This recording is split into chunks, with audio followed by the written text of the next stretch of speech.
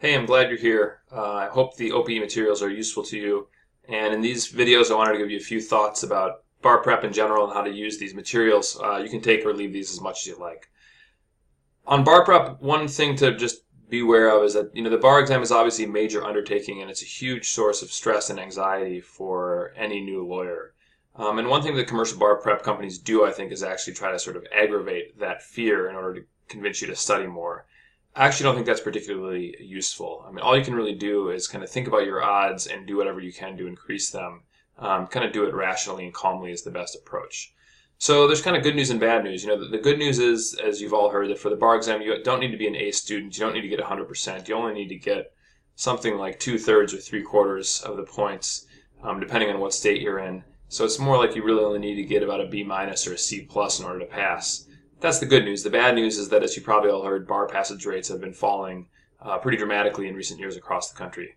Now, if you're trying to assess your own odds, rather than look at the national rates, you should really look at your own state where you're taking the bar, because different states vary quite a bit. You should look at the passage rates from your own school, and then also the passage. You think about what your own LSAT and class rank is. The reality is, if you have a 165 LSAT and you're in the top 10% in your class, you're almost guaranteed to pass the bar in almost any state. If you have a 145 LSAT and you're in the bottom half of your class, you're at high risk of failing. But the bigger question, the more important question at this point is, whatever you think your odds are personally, is what you could do to maximize those odds between now and the day when you sit down to take the bar exam.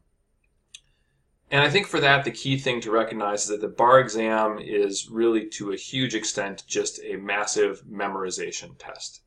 And in that regard, it's different from a lot of what you've done in law school. Most law professors try to de-emphasize memorization in their courses and in their tests. So probably most of your tests in law school were, you had papers and you also had take-home exams and open book exams. The bar exam is very different. It's closed book, it's timed, and it involves memorizing a massive amount of material all at once. What that means is if I took the bar exam tomorrow, I would fail. It's not because I'm an idiot or a bad lawyer. It's just because I don't have all that stuff memorized anymore. Like property, I learned that's property for property class in law school, and then I forgot it all, and then I memorized it all again for the bar exam, and then I immediately forgot it all after the bar exam, and I never used that as a lawyer. So if I had to sit down and answer those property questions today, it would be a disaster. I could probably memorize them again, given it a couple weeks, but it's just not something you use day to day. Regardless, the point is what you've got to do is memorize a whole bunch of stuff. And so the question is how to do that. And I'll just give you a couple initial thoughts on what I think you should do. Two things I would say. One is about the way that you study, and two is about timing. Starting with the first point in the way you study, I think what's critical is to do things that involve active learning. There's a lot of passive activities that I think are not super helpful, like sitting and listening to a lecture on something is not super helpful, and reading an outline written by someone else I don't think is super helpful. Those things obviously have a role in any kind of study, but if you do that too much of that, you're just not going to retain things.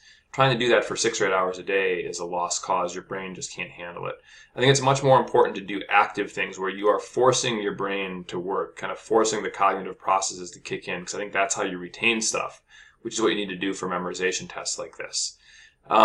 So that means doing lots of practice questions where you're actually making yourself pick a right and wrong answer. And like for outlining, I think the best thing to do is make your own outlines. And literally, I think ideally you should make them by hand, because that is what really forces your brain to do the work. That's how you remember stuff.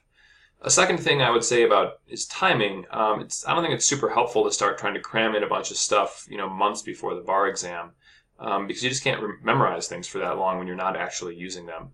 So I think what's important is over the preceding months, a couple months before the bar, you start studying, kind of laying the framework, getting the big picture things in your head, and then really in the 2 to 3 weeks leading up to the bar, that's when your days should start getting longer, and really trying to memorize as much of this material as you can.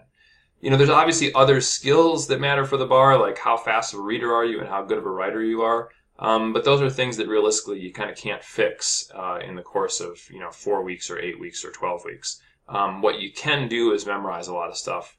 So that's what you should really be thinking about. Your plan is memorizing as much of this material as you can. The last thing I would say, I know a lot of people ignore this advice, but I would say the day before the bar exam, just take it off and relax. By then, you're not going to memorize a whole lot more. It's too late to cram in a bunch more material into your brain. And you don't want to go into the bar exam tired.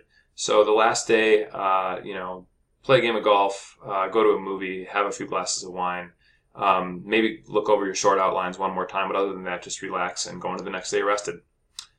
That's it for some general thoughts. I'll talk about some more specific things in the next couple of videos.